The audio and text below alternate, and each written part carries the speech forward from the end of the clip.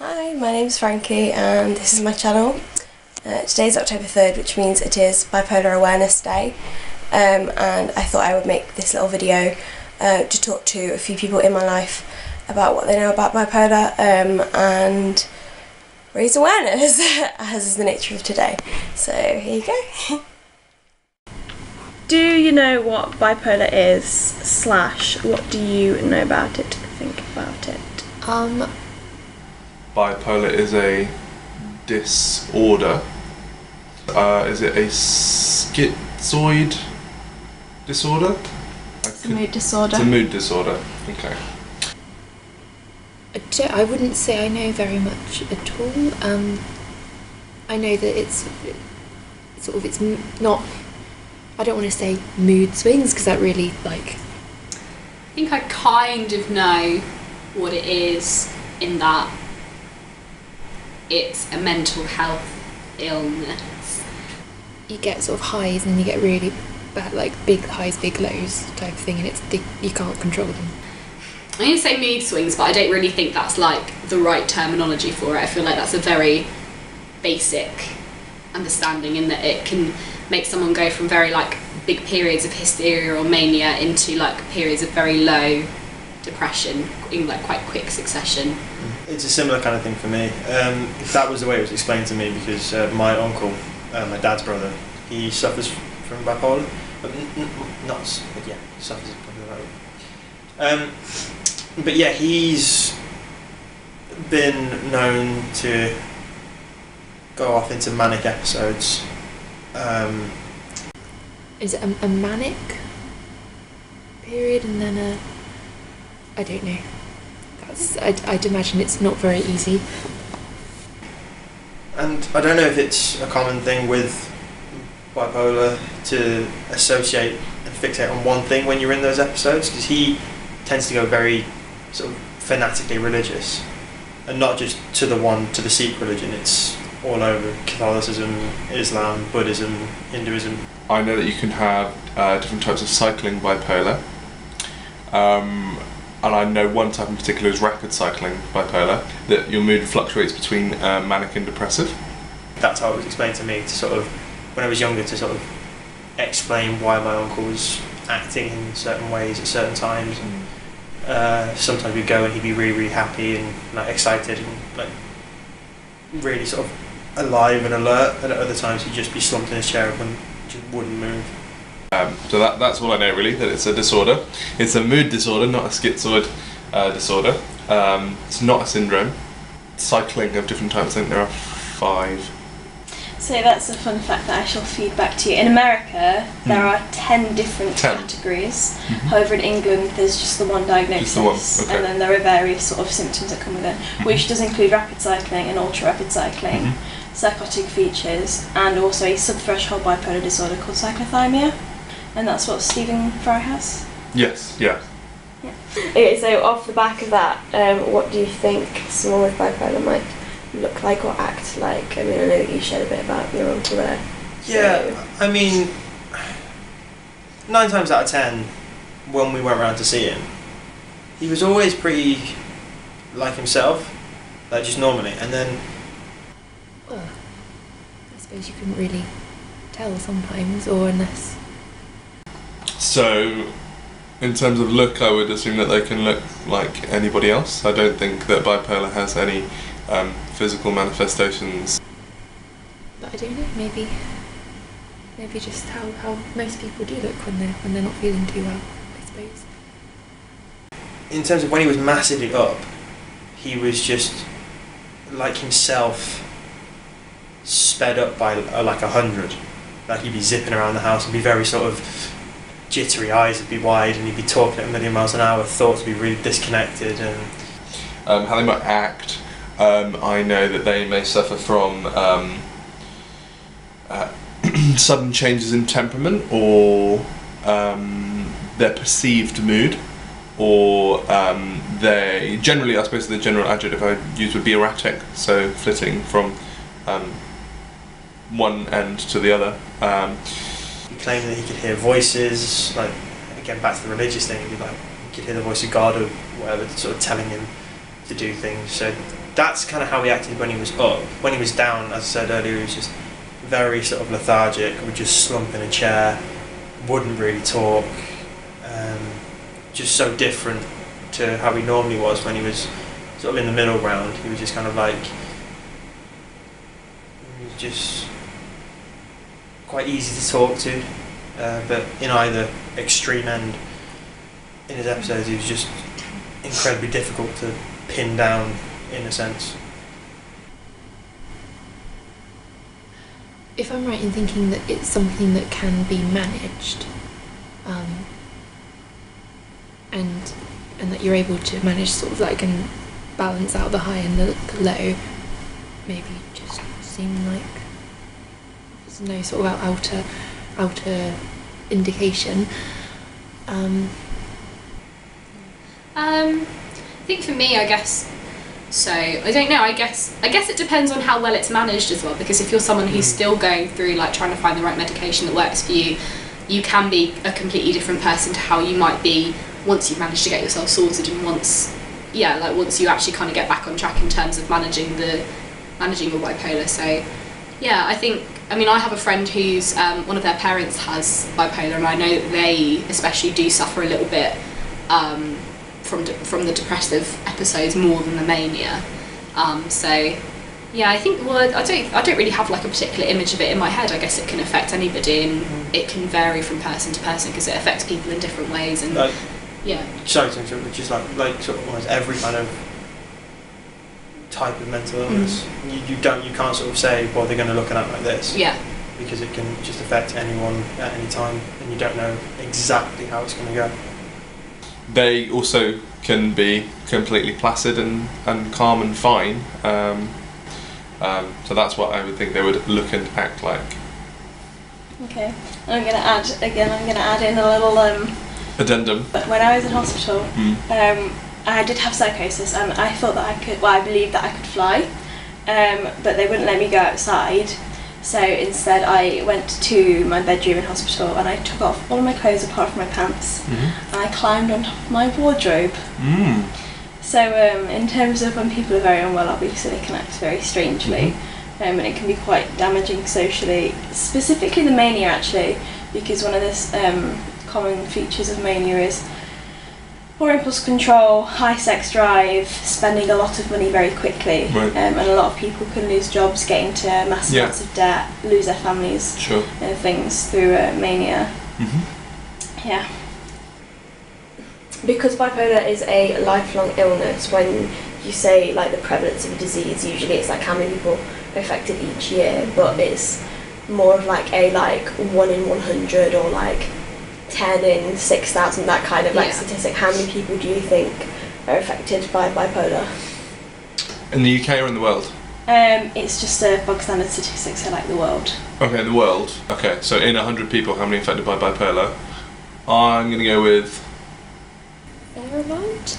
I imagine it's probably more common than you'd initially think. I wouldn't like to try and put a number on it because I would most definitely be wrong, or in the completely wrong ballpark.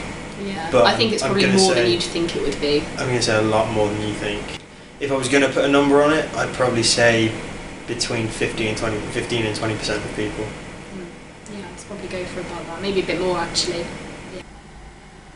16 to 20, somewhere between that. 13%. I don't know. Is that a large amount of people? It's 2 in every 100 people. Okay. Are affected by bipolar. Just two. Okay, that's good. I mean, not good, but...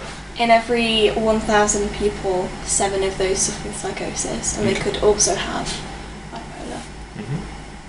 Okay, it's 2 in 100. Okay. Yeah.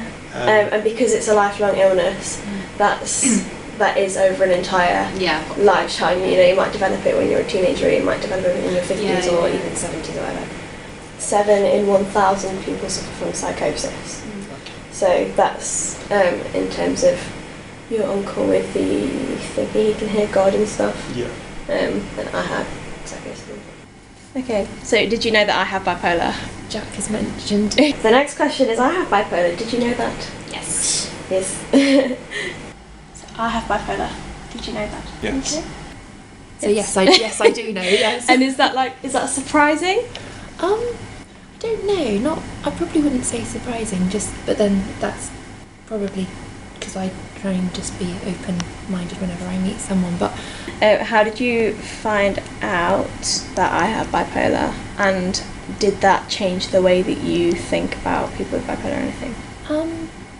You told me. Yeah, because I think I found out about it the same kind of time that you were actually diagnosed with it, and I think it was one of the two. I can't remember whether you told me actually over a message or whether I saw it on a Facebook status. I think my dad put it up. Did he? That might have been. Yeah, that does ring a bell actually. I believe that you told me, obviously, but I can't remember if it was before we actually met or after we met, and that was it. And I was like, oh, Frankie has bipolar, that's the thing. Did you see any of the videos? Yes, so I would have known before I met you because the one said uni prep with bipolar. How did I feel? I mean, I was worried about you the whole time you were in hospital. Like, I was quite concerned that I was obviously came to see you a couple of times, and you noticed a real difference in you. As the first time we came and visited you, I said to you on the way back, I was just like, yeah, you can tell that there's something going on there. And yeah, I was maybe a bit worried about you when I found out. Maybe because I didn't really know very much about it, and I didn't know how specifically it was going to affect you. I didn't know whether it would affect you being able to come to Birmingham and do your course that you wanted to do. How did you feel about watching a video of someone you were going to live with and then just being very open about I have a How did I feel about it? illness? I think it's really good. I think it's that kind of openness and the work that you do on talking about your life living with it and how it affects you, I think is really important and very special. Relieved as well that you kind of finally knew what was going on. You could actually get to the point where you are managing it a bit better and you have the right medication for it, and you know what the signs are of an episode or anything like that. So yeah, so I think maybe a mix of relief but also worry because I didn't really know very much about it at the time. Yeah, similar kind of vein as well. When Bobby first told me, it was like, okay, so you do have that worry because you think, okay, well, you've got the plans and you're like, okay, is she going to be able to do what she wants to do? But aside from that, it was very much a kind of, well, yeah, okay, Frankie's been diagnosed with bipolar. I'm not going to treat her any differently. No, yeah, same Frankie's with me. still Frankie. Yeah, she's still my friend, and I said, I'm still going to be there to support you in any way that I can, even if that's just being at the other end of a Facebook message at 11:30 at night and being able to talk about whatever, and I think, I don't think I would have treated you any differently, and I hope that I haven't. No, it was just like, okay, cool, let's deal with this then. I love you. Love you too.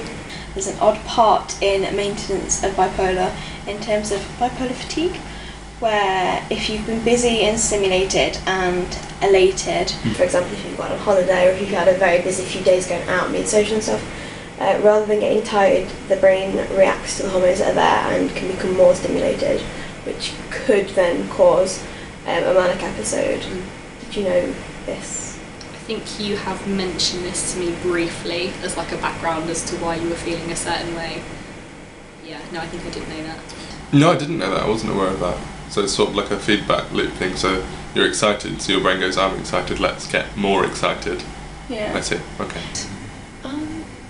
No, I didn't know that's how it worked. If that's alright to say that. That's interesting. But, yeah, that does make sense from what I do know about it. That does, yeah. Didn't know it in those terms, but in terms of sort of seeing a chain of events leading up to an episode, I've seen it. So yeah, I didn't know that was a specific reasoning behind it, but I knew that sort of too much stimulation in that sense could trigger something. And then there's another sort of side of that in terms of when your brain's got obviously like the different hormones that chemicals that bipolar brings, it can make it hard to do too much anyway, because you get very fatigued because your brain's working every time. Yeah. No, I didn't. No, I don't think I knew that. And that's why I take like rest breaks and rest days. Partly because sometimes because I'm exhausted, or sometimes because I'm like, oh, I feel a bit buzzing, I need to sit and calm down. Finally, the Bipolar UK's theme that they're bringing out this month for Bipolar Awareness is Game for a Laugh. So, are you game for a laugh? Have you got any jokes you'd like to share? Literally always game for a laugh. So, do you know any jokes or one-liners that you would like to share? I'm selling Harry Potter t-shirts. They're only £1 each. Oh dear. I had a chicken sandwich the other day. It was foul. Just call a Mexican who's lost his car. Carlos. It's just in reference There are to massive parallels. the idea that the 3 Abrahamic religions, bit of education in the blog here for you folks, Judaism, Islam and Christianity, and or Catholicism and everything like that, are all very similar in terms of some of their parables and stories.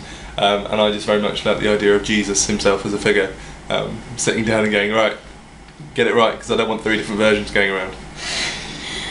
What a rubbish joke. Good. Thank you, Joe. Great, you're welcome. No, it's right, because you're game for a laugh. I'm game for a laugh. Hashtag.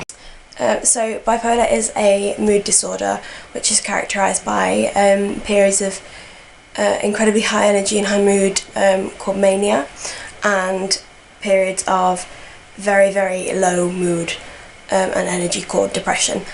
I suffer from bipolar disorder with psychosis, so along with my mania and depression I also get hallucinations, delusions, and it's a severe lifelong mental illness, so there's no like cure for bipolar, and some people like me are able to have periods of stability between episodes, which I am very thankful for and lucky with, but other people are not so lucky, and people could spend their lives bouncing in and out of hospitals, never really reaching a even year without an episode, and further still some will actually die of things that they've done because of their mood, or sort of byproducts. For example, Carrie Fisher coped with her bipolar with drug use, heavy drug use, which did cause her to have a heart attack and die, as I'm sure you're aware.